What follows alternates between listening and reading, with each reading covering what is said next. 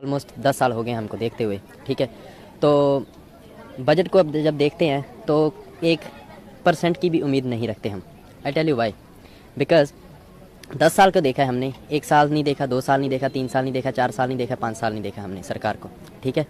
तो 10 साल में जो हमने देखा है कि हमारा ये नहीं है कि देश में पैसा नहीं है, देश में पैसा है, लेकिन मैटर करता है कि देश में पैसा किसके पास है, ठीक है। आम जनता के पास कितना पैसे का कैश फ्लो आता है, या कह सकते हो कितना पैसा जाता है। 99% इंडिया का पैसा जो है वो उद्योगपतियों के पास है, वही देश को चला रहे हैं आज। अगर मैं सोचता हूँ 11.68 लाख करोड़ रुपीज़ अगर उद्योगपतियों का माफ़ हो सकता है, तो 2 लाख करोड़ रुपया किसानों का क्यों नहीं हो सकता। और बातें करते हैं कि किसानों की आयु दुगनी करेंगे जी, 2022 तक बोला था ना, क्या हुई, दुगनी हुई नहीं हुई, ठीक है। तो मुझे नहीं पता टीवी दिखाएगा या नहीं दिखाएगा, बट ये असलियत है।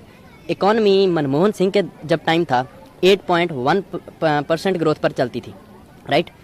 अब इकोनॉमिकल ग्रोथ कितना है, 5.4%। और हम चलो जो 2022 तक जो दिखाए थे दावे, वो तो भूल जाओ, वो तो उन्होंने बोल ही दिया कि जुमला था सभी, वो ठीक है, दैट्स इट।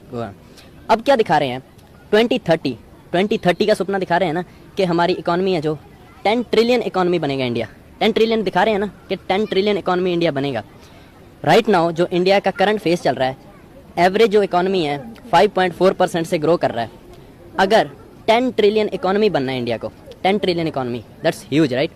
उसके लिए 15% की ग्रोथ चाहिए इकॉनमी की, 15% की ग्रोथ मोदी जी लाएंगे।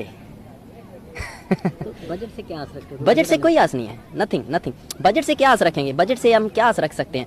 सारा कुछ तो आपने जो प्राइवेट करने के चक्कर में, प्राइवेटाइजेशन इज गुड। 1991 में एलपीजी रिफॉर्म्स लाए, right. LPG reforms, that's good. Privatisation तब तक गुड है जब प्राइवेट कंपटीशन हो। जब आप प्राइवेट कंपटीशन खत्म कर दोगे तो प्राइवेटाइजेशन जो है that will gonna lead to extreme capitalism, and extreme capitalism is always dangerous for the country where we stay.